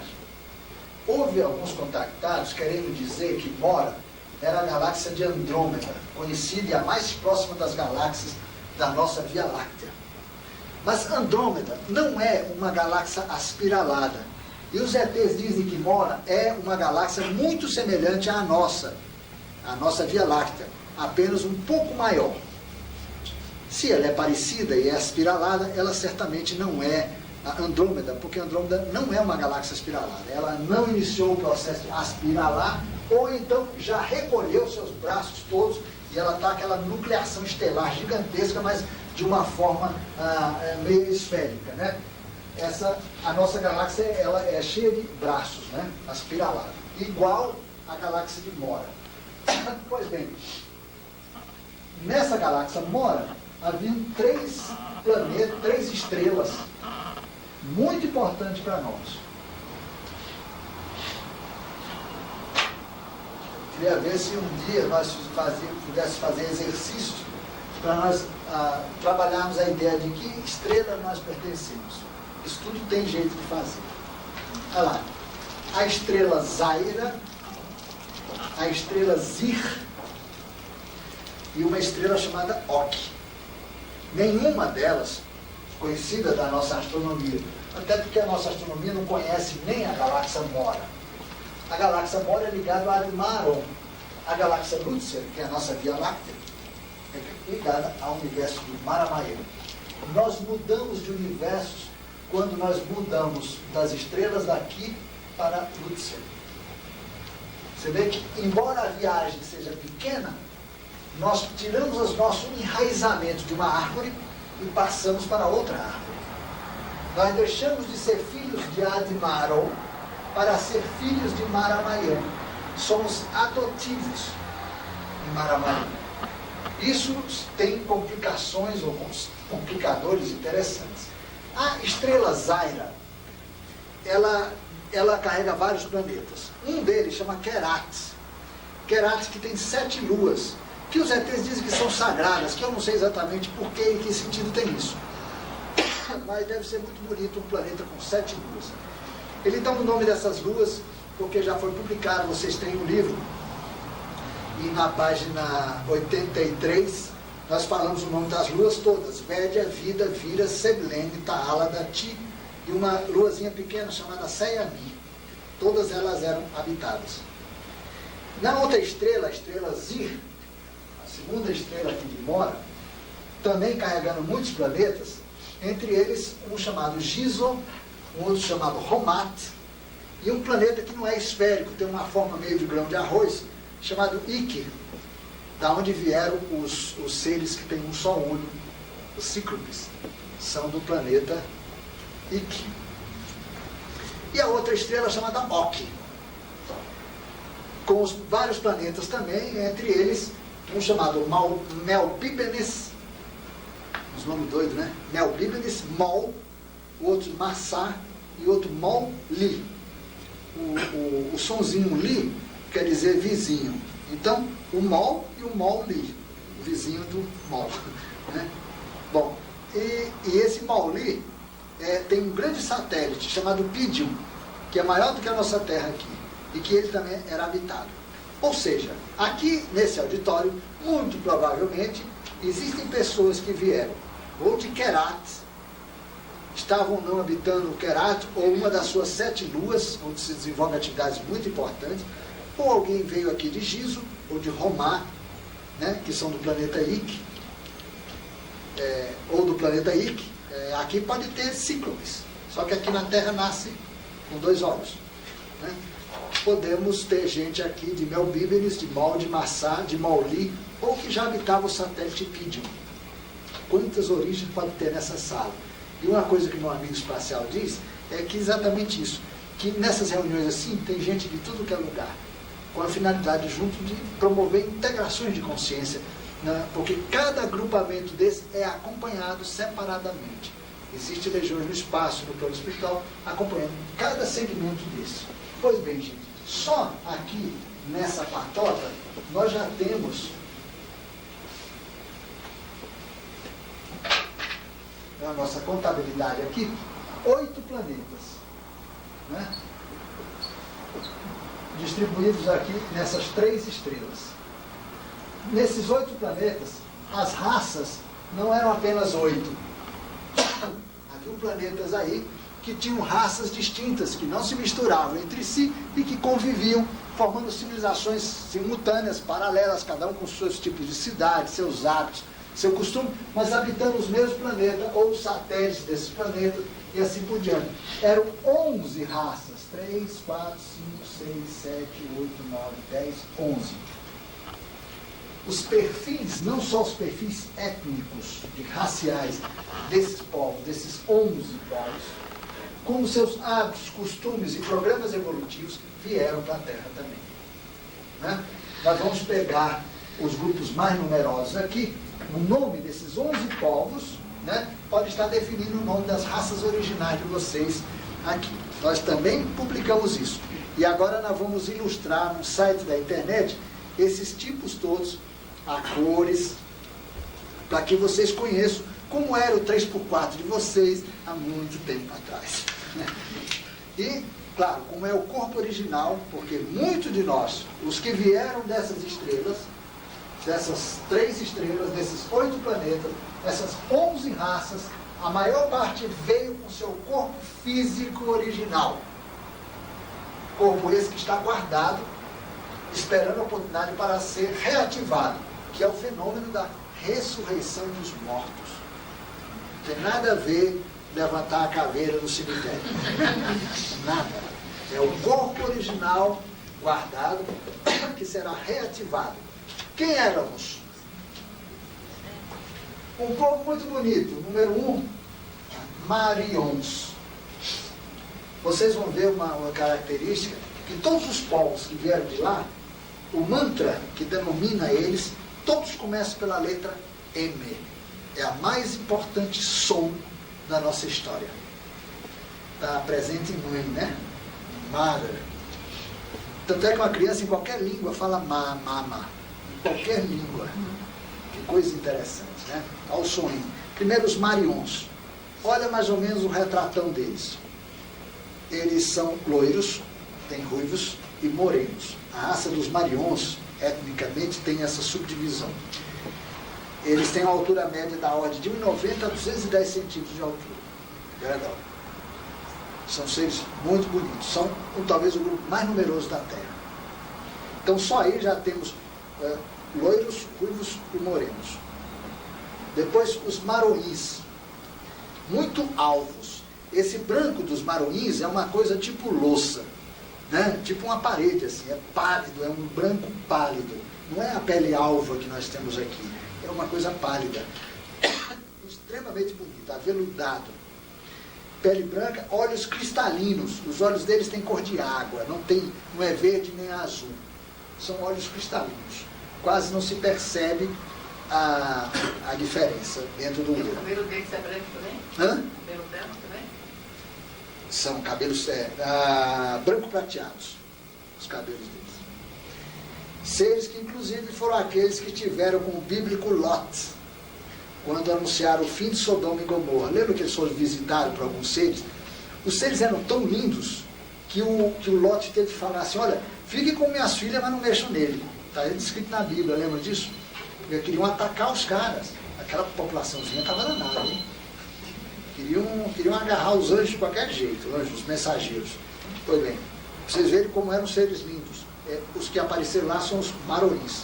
Os Maroís são, em média, um pouco mais altos do que os Marions. 2,30 de altura. Depois os Maizaris. Pele alva e cabelos negros.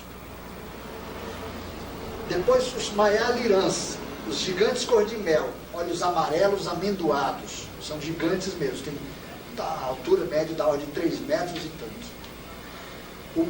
Os Maiamirins são morenos tipo hindu. É uma pele morena que lembra a pele do hindu, o indiano. É um moreno diferente do negro, né?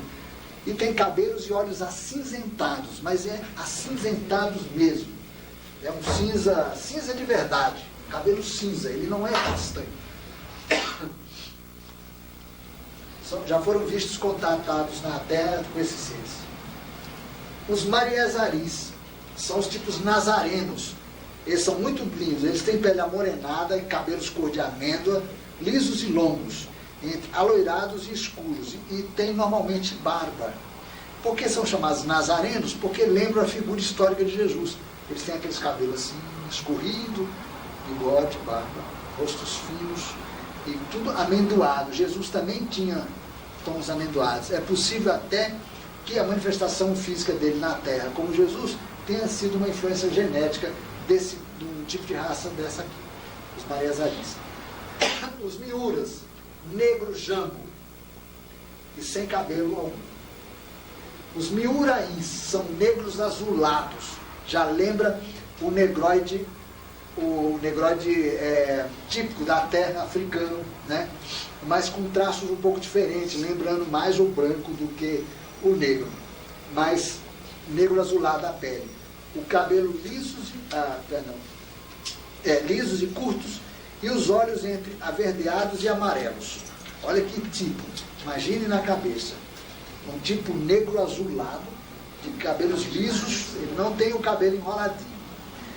Os Murizas já são brancos com cabelos aloirados, mas o cabelo é do tipo negroide. Ele é loiro, mas com cabelo como o do negro terrestre. E os olhos são azulados, azuis. Muito bonito.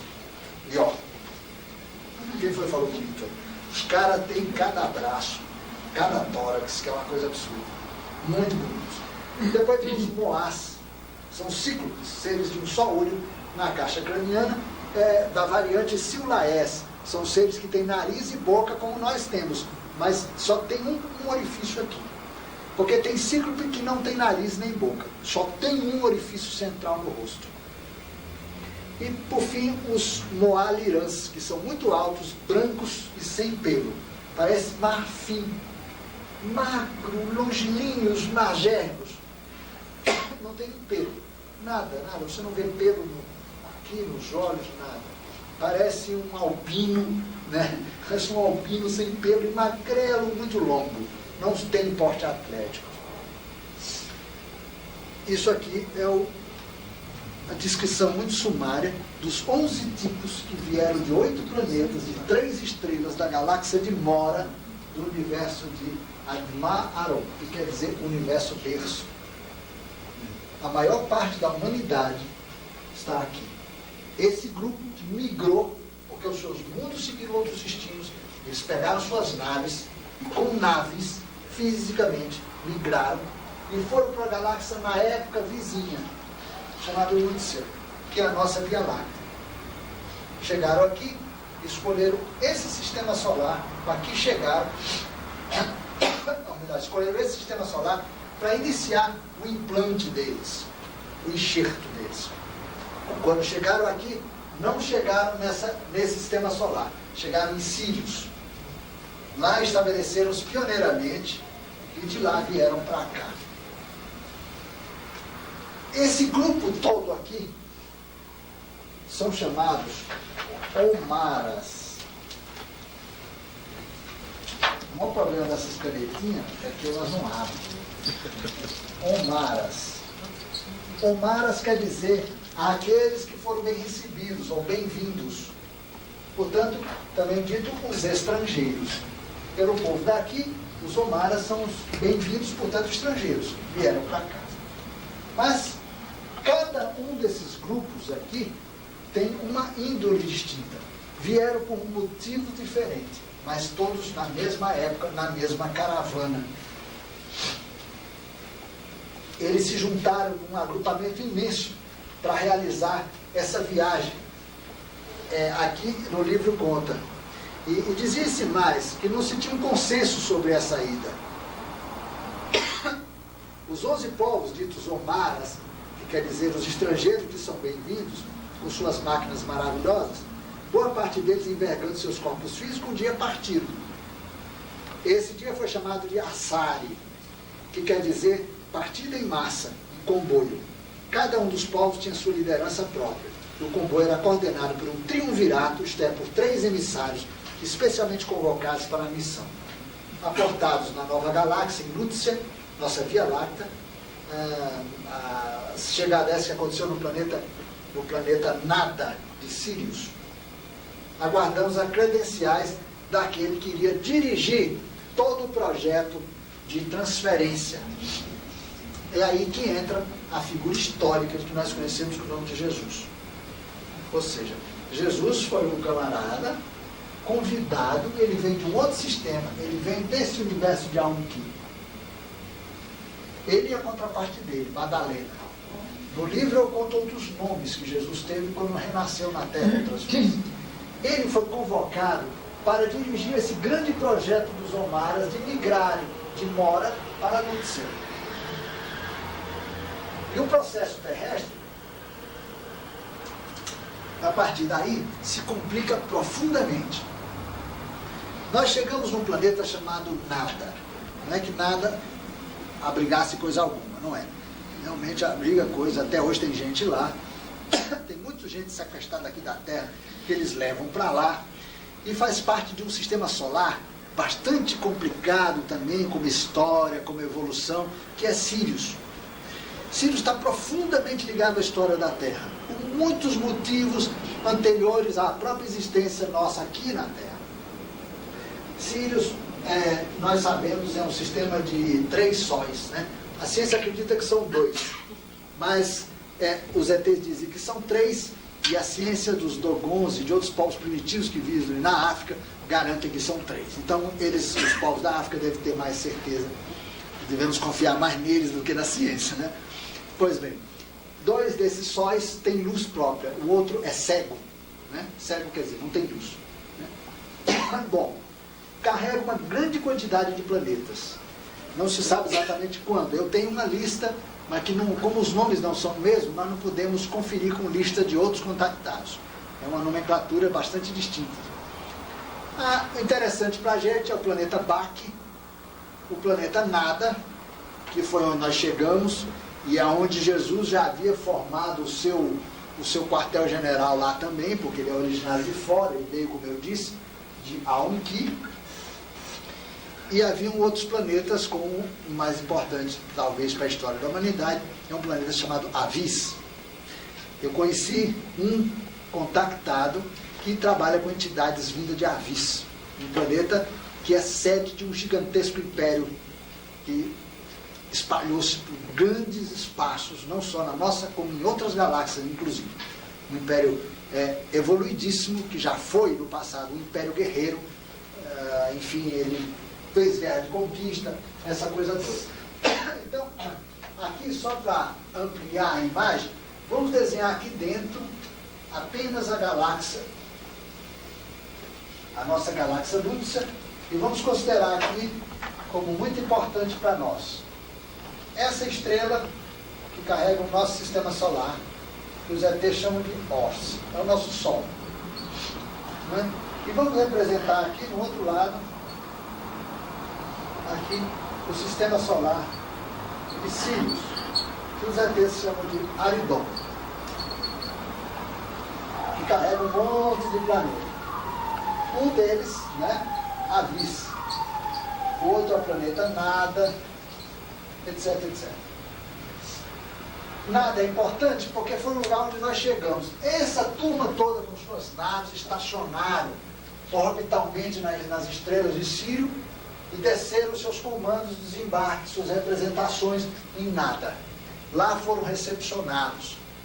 Gente, acredite se quiser, já existe uma técnica nos Estados Unidos de mergulho, técnica de hipnose regressiva profunda, que eles estão resgatando essa história. E os ETs, volta a confirmar o que os ETs falam. Todo o passado de vocês será conhecido, porque ele jamais foi esquecido. Eles apenas estão embotados, né? Está mergulhado lá dentro da gente, em alguma dimensão da gente, e a gente não lembra mais.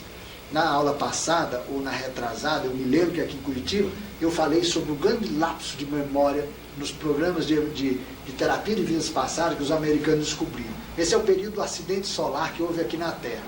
Mas, saltando o acidente, eles começam a continuar indo para trás e descobriram ao que a humanidade não se origina da Terra. Aí viram que é uma zorra, porque ninguém se entende. Quer dizer, são tantas as origens, e como eles não querem fundamentar a história deles em nenhuma teoria dessas aí, eles estão perdidos tentando entender, porque cada pessoa dá o nome que quer para o planeta onde veio. Então, realmente, vira uma coisa impraticável. Afora outros trânsitos espirituais também, que vai dar uma zorra geral e eles não vão conseguir fechar esse esquema nunca. Bom, Avis, um povo maravilhoso, hoje, um planeta evoluidíssimo, um sistema gigantesco de civilização que se espalhou. Era, na origem, um povo guerreiro. Um povo guerreiro. Esse povo chegou a levar tão a sério as guerras de conquistas que eles criaram, implantaram geneticamente uma chave guerreira em seus soldados, alterando o comportamento deles para que eles se tornassem belicosos, entre aspas, por natureza. Essa chave guerreira é chamada de Fraiki. Fraiki, chave guerreira. Isto é, uma alteração psicogenético-biológica para fazer soldados, isto é, para incutir no íntimo desses indivíduos a atividade belicista de conquista, de poder e essas coisas todas.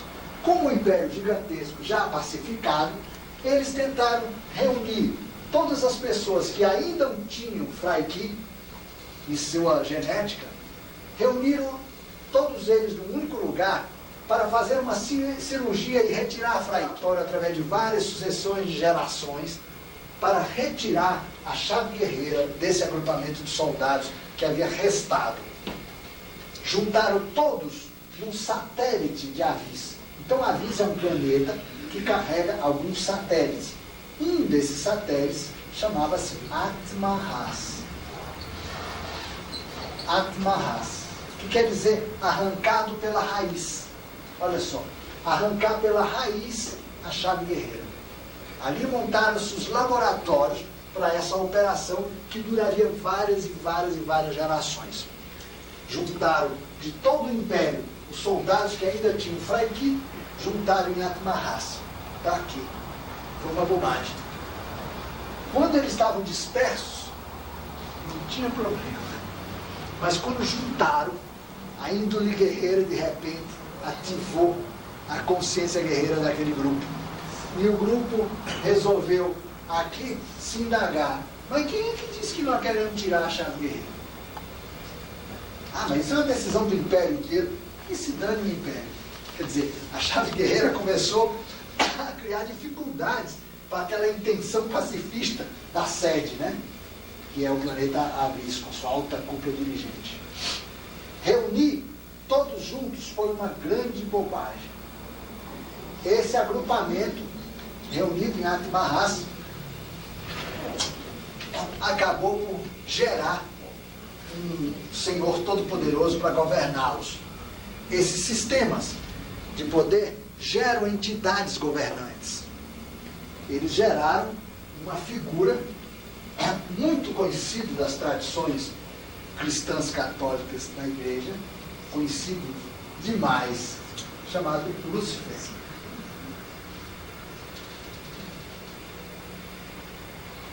Que é o chefe do pessoal aqui de Atmahas. Esse Lúcifer representava a intenção belicista desse agrupamento de soldados com Fraiki, que não queriam absolutamente retirar Fraiki, pelo contrário, queriam dar origem a um novo império. Imagina, vizinho à sede do outro. Queriam começar ali uma nova tempo de expansão. Né? Isso foi um problema. A alta liderança de Avis olhou aquilo e criou aquela expressão que todos nós usamos na Terra. Vixe, meu Deus do céu. E essa expressão marcou o início de um negócio muito complicado. Eles reuniram a cúpula e interviram em Lúcifer, alterando Lúcifer. No momento que a entidade deles, governante, foi alterada, o próprio grupo de soldados com Fraiki passaram a não reconhecer Lúcifer como um autêntico representante. Alguém havia mexido nele, nos circuitos paraeletrônicos dele. Né? Resultado, aquartelaram, guardaram Lúcifer prisioneiro, fizeram dele prisioneiro. O poema diz, lhe tiraram o trono, cerraram as portas, não sei o que, papapá, e ataram seus pés firmemente no chão. Umas coisas desse tipo. Ou seja, tiraram o cara de circulação. Não destruíram ele, porque não tiveram competência para fazer. E aí começa esse bendito satélite aqui, com toda essa gente, com Fraiki, com seu chefe na situação que estava, começam eles, entre eles, a disputar o poder. Resultado, destruição total. Uma guerra interna destruiu todo mundo. Ficou todo mundo, portanto, sem condições de renascer, porque não havia corpos de papai e mamãe para fazer menininho. Resultado, ficaram todas as almas durante muitas e muitas eras coçando, porque não tinham o que fazer. Estavam com seus programas evolutivos interrompidos, justamente em função da atitude que tiveram. Uma tentativa de organizar, do lado da sede de Avis, portanto, um novo império. Vocês estão achando que vocês, pelo fato de serem humaras, bonzinhos, vocês também não têm Fraiki? Pois olha, gente, o nosso corpo terrestre tem Fraiki. Na misturança geral nas sucessivas gerações que se deram na Terra, e vocês vão entender por que nós temos Fraiki, nós temos sim esse sangue aqui. Sangue guerreiro, sangue de conquista, sangue do império, da expansão, do domínio, do poder, do controle. Vai em qualquer terapeuta, se você acha que não tem, você descobre suas sombras todas, né? Você vai descobrir que nós temos, sim, Fraiki, como temos os condicionamentos dos diversos grupos humanos que vieram para cá. Porque nesse grupo nós temos desde os seres que são amáveis, doces e suaves, até os que são ríspidos, frios e distantes. Todos vieram de 3 únicas estrelas da mesma galáxia. Mas, gente, não tem uma pessoa igual no universo. Quanto mais, naturalmente, povos também iguais. Aqui na Terra nós temos essas índoles. Povos aqui na Terra, nós encontramos desde aqueles povos que são suaves, tranquilos e quietos, até os que são alegres, brincalhões, né, picaretas, paraquedistas, e nós temos as pessoas mais frias, calculistas, difíceis, e são índoles dos povos. É só a gente comparar o que é o francês, o que é o alemão, o que é o italiano, o que são os povos nórdicos, né? Os brasileiros, que são esses últimos que eu falei, um pouco de cada um, né? Se entre as pessoas ocorre isso, entre os povos também. Essas índoles se somam então também à índole guerreira. Por quê? Nós somos seres, como nós vimos na aula passada, que temos uma divisão interna importante, né? Uma parte de cima que ninguém mexe, e a parte de baixo, chamado quaternário da forma, onde nós temos nosso corpo físico, corpo etéreo, corpo astral e corpo mental concreto. Os ETs dão outros nomes, nós já falamos isso para vocês. Pois bem, nesse nível aqui, nós temos a memória genética. Isto é, os nossos corpos inferiores, eles são resultado de uma somatória fantástica de informações psicogenético-biológicas, nesses 4 níveis. Fraiki é uma coisa artificial, portanto só embutida nos 4 níveis inferiores, e já se misturou com todo mundo na Terra. Nós temos Fraiki sim. Por quê, gente? Porque essa turminha aqui de almas depenadas, ou penadas, que não tinham o que fazer, sabe o que fizeram com elas? E com o bendito do satélite, chamaram seres de um só olho, os Moás, donos de uma engenharia fantástica, que eles reciclam e remontam o sistema solar, e falaram, olha, pega esse negócio aqui, amarra, e joga embora.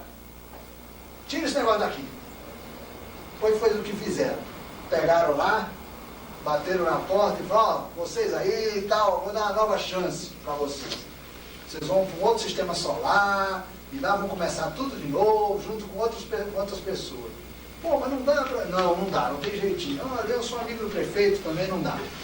Vai todo mundo pegar isso aqui e, através de tecnologia avançadíssima, aceleram essa estrutura, tiram, arrancam da órbita de Avis, arrancam da órbita dos sóis sirianos e se precipitam no espaço. Uma história que talvez alguns de nós tenhamos vivido. E os americanos, se eles continuassem com a técnica dele, eles vão descobrir pessoas que vieram com a Terra para cá. E outras pessoas que vieram para a Terra. Porque esse bendito satélite, que não tinha mar algum, era pequeno, é a nossa Terra hoje. Tanto é que existem cientistas também, você vê como a ciência vai beirando, né? Cientistas que percebem já, existem indícios de que a Terra não é originária do sistema solar. Teria sido no passado remoto capturada pelo sistema solar. Portanto, a ciência se aproxima da verdadeira história da gente. Esse Atma Ras, arrancado pela raiz, com todas as suas almas, foi arrancado daí e levado para outro sistema solar. Olha aqui a viagem que foi feita. De Aridon Sirius, a Terra faz uma longa viagem e vai ser recebida por nós, o nosso Sol. Legal? Nós vamos dar o intervalo para a troca de fitas também. Eu acho que é um coffee break, né? E vamos retomar aqui. Agora, lembre-se que eu ainda devo falar elementos sobre isso daqui, Fraiki, como está na gente. E alguns experimentos que terapias de vidas passadas têm feito em relação a Fraiki. Vamos lá que depois a gente completa as outras índoles que se somam aqui na Terra.